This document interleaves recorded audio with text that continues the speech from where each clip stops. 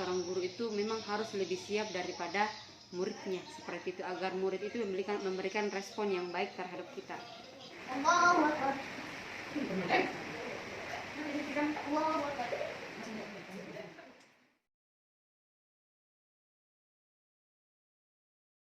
Assalamualaikum warahmatullahi wabarakatuh. Alhamdulillahirrabbilalamin. Puji syukur kita panjatkan atas kehadiran Allah Subhanahu wa taala. Karena pada siang hari ini kita masuk kepada sesi coaching supervisi akademik.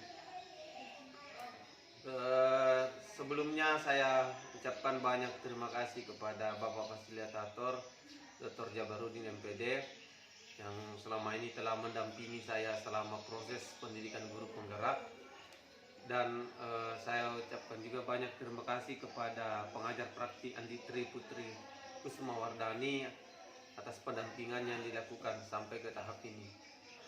Baik, ya, adapun tujuan sesi coaching ini dilakukan adalah untuk membantu guru-guru dalam proses pembelajaran yang terjadi dalam kelas. Baik, di samping saya sudah ada Ibu Risnawati. Beliau adalah guru pendidikan agama Islam. Saya akan banyak berbincang-bincang sama dia di kegiatan pra-observasi ini sebelum besok ya Bu. Besok kita sudah masuk ke dalam kelas untuk melakukan kegiatan observasi. Namun sebelum melakukan kegiatan observasi, saya akan berbincang-bincang sedikit terkait proses pembelajaran yang akan dilakukan Ibu Risnawati. Baik Bu, kemarin kan saya sudah bimbing dalam membuat rencana pembelajaran. Iya. Kemarin kan saya sudah bimbing dalam membuat rencana pembelajaran yang di mana rencana yang kita rencana proses pembelajaran yang kita buat itu harus harus sesuai dengan kebutuhan belajar peserta didik. Kemudian yang ingin saya tanyakan, apa tujuan Ibu yang ingin dicapai dalam proses pembelajaran yang besok kita akan lakukan? Apa tujuannya? Tujuan pembelajarannya itu adalah materinya tentang bagaimana anak-anak bisa mengetahui tentang sholat Jumat. Tujuannya adalah tujuannya adalah supaya anak-anak dapat mempraktikkan, memperagakan sholat Jumat. Artinya tujuannya adalah anak-anak mampu setelah mengikuti pelajaran itu, anak-anak tahu tata cara melaksanakan sholat Jumat secara berjamaah. Ya, itu tujuan. Nah, kira-kira dengan tujuan pembelajaran yang seperti Ibu tadi sampaikan, untuk area pengembangan yang ingin Ibu capai di tujuan pembelajaran besok itu seperti apa?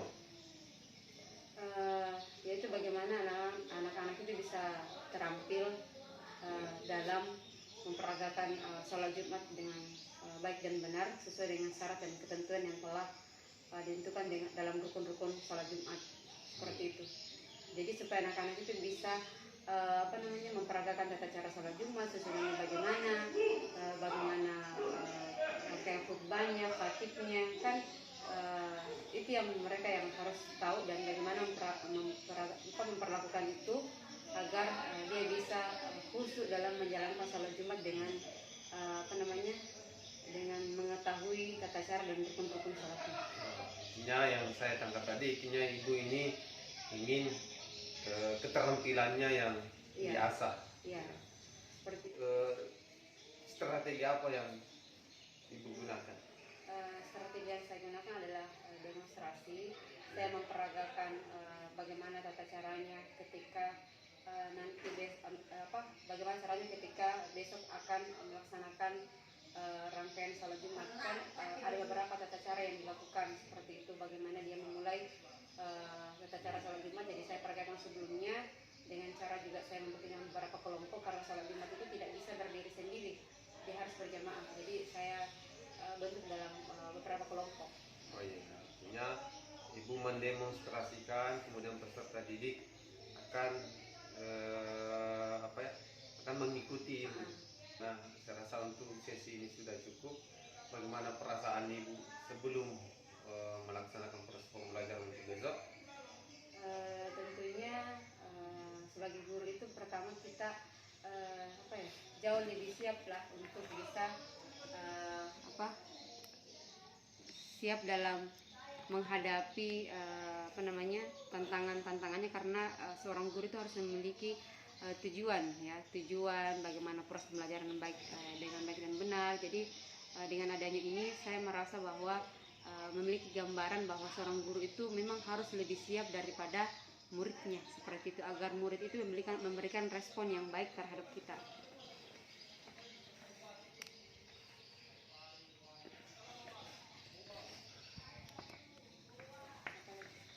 Baik, itu tadi sesi coaching yang telah disampaikan Ibu Risnawati. Yang saya tangkap bahwa memang seorang guru memang harus lebih siap daripada seorang murid. Guru harus memiliki kekuatan super power untuk menggerakkan atau mendorong peserta didik sesuai dengan tujuan yang ingin dicapai pada saat proses pembelajaran. Demikian dari saya. Terima kasih banyak Ibu Risna telah membersamai saya. Kurang lebihnya mohon dimaafkan. Assalamualaikum warahmatullahi wabarakatuh. Waalaikumsalam. Assalamualaikum warahmatullahi wabarakatuh.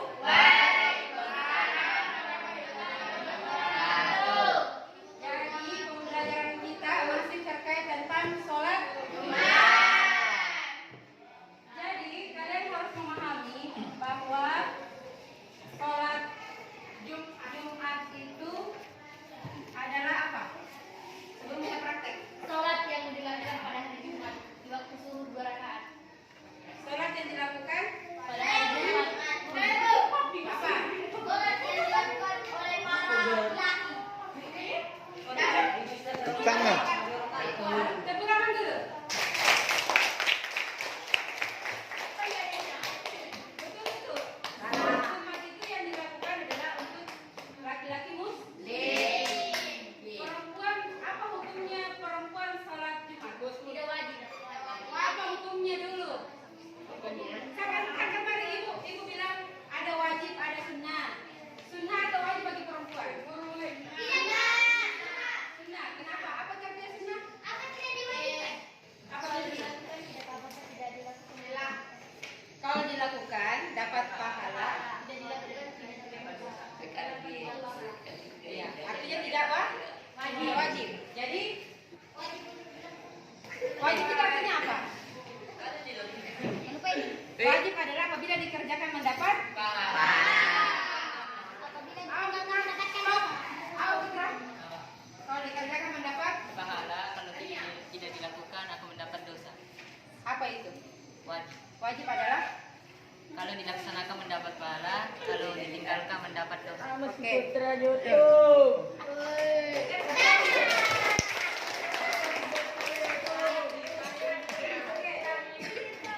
Jadi sholat Jumat itu artinya dia jamaah ya, dia tidak bisa sendiri, tidak bisa diwakili. Jadi sholat Jumat itu tidak bisa dilaksanakan dalam artian secara individu, dia harus dalam keadaan berjamaah. Dan sekarang tujuan kita adalah bagaimana kita mempraktikkan sholat Jumat dalam keseharian kita setiap hari Jumat. Jadi untuk hari ini kita akan mulai mempraktikkan, karena ibu sudah bagi kelompoknya. Jadi tujuan kita hari ini adalah mempraktikkan tata cara sholat Jumat. Oke, kalau begitu ibu akan load ya. Siap tidak siap harus siap karena saya sudah minggu. Jadi di dalam ingat ya, di dalam lima bulatan ini yang sudah ibu gulung itu ada 5 kelompok. Setiap kelompok itu mempraktikkan sholat Jumat yang telah disusun minggu lalu ya. Setiap kelompok itu terdiri dari beberapa orang. Dan sekarang ada 5 kelompok. Oke, saya load ya. 1, 2, 3.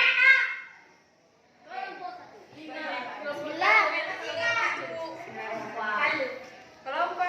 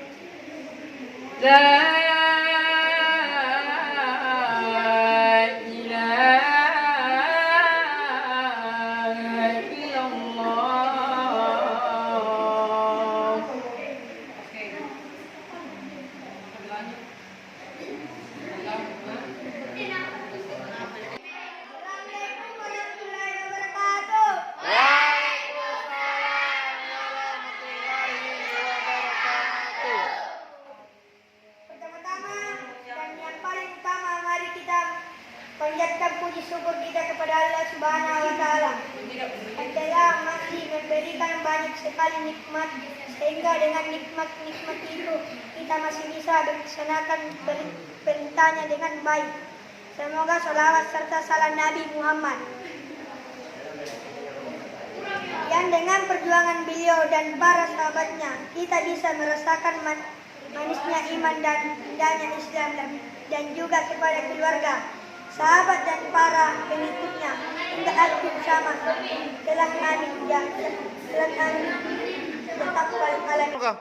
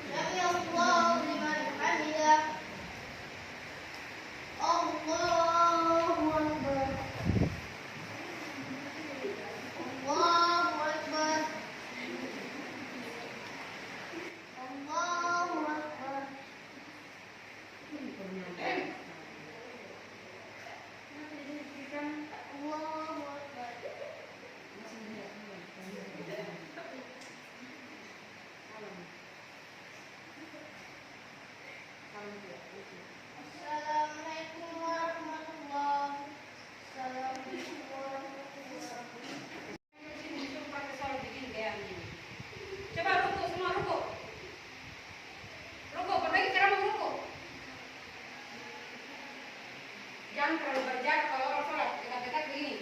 Nih. Oke, tanya lalu dengan hadiah juga. Sujud semua, sujud. Apa yang sujud? Coba sujud. Caranya sujud kaki ini. Kaki sujud. Ini pakai kaki. Jangan begitu caranya.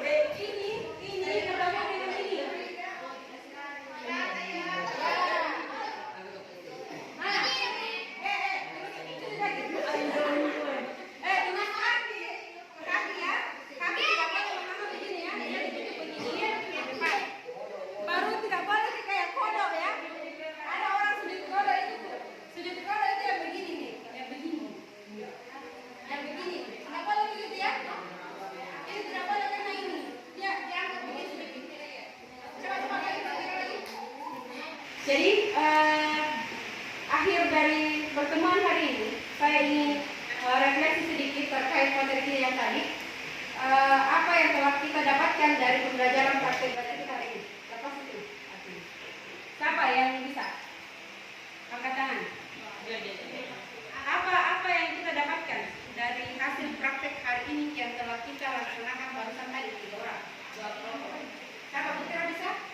Abul, bagaimana dulu kebiasaan tak? Bagi coba. Kenapa dulu nak? Kenapa dulu? Waktu kita dulu, coba. Dulu waktu kita sebelum tanya itu bagaimana? Apa kesalahan tak? Bagaimana dulu? Oh, asal begini jadi. Sekarang bagaimana yang benar? Yang benar ini harus pintar sedikit ya, supaya tidak sakit pinggang itu juga. Jadi apa lagi yang kamu dapatkan selain ruku? Sujud, benar nih? Bagaimana kita cara sujudnya tadi? Ya, ini jadi boleh belajar. Siapa lagi? Siapa? Cara sujud yang benar dulu bagaimana cara sujudnya? Macam kata. Sekarang bagaimana cara tersujud? Tidak boleh diapai tangan. Tidak boleh kenalan. Iya. Terus bagaimana lagi kaki? Bagaimana kaki? Tidak boleh terlalu lebar kan jaraknya tak? Ya. Apa lagi? Siapa lagi?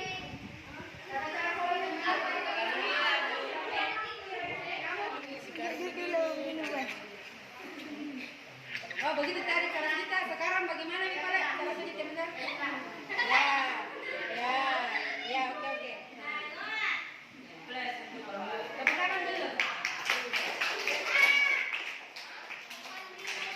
Kolaborasinya ini anak-anak yang tidak terlalu bersatu di dalam menyelesaikan tugasnya, kayak menyepelekan tugas begitu. Ya, abai. Iya, abai. Maksudnya apa ya, saya juga belum menemukan titik di mana siswa itu supaya dia bisa perhatian ke pembelajarannya begitu, karena setiap saya lihat ini lagi orangnya, maksudnya bagaimana supaya anak itu bisa terbentuk itu, maksudnya pola pikirnya itu bisa berubah supaya tingkah lakunya dalam proses pembelajaran itu tidak merugikan temannya. Itu saja. Artinya yang ibu ingin tingkatkan adalah strategi pembelajaran yang membuat anak itu bisa lebih fokus dalam proses pembelajaran ini. Gitu. Nah, tindakan yang selalu dilakukan untuk meningkatkan itu strategi belajar mengajar. Kira-kira apa yang harus ibu lakukan? Artinya supaya bisa menuju ke sana. Apakah berkolaborasi atau belajar sama yang berpengalaman atau bagaimana? Kalau mungkin selama ini tuh yang saya lakukan, yang sering lakukan itu kan, kalau saya jumpai pendidikan agama Islam itu kebanyakan metode ceramah yang saya pakai, metode ceramah selalu, maksudnya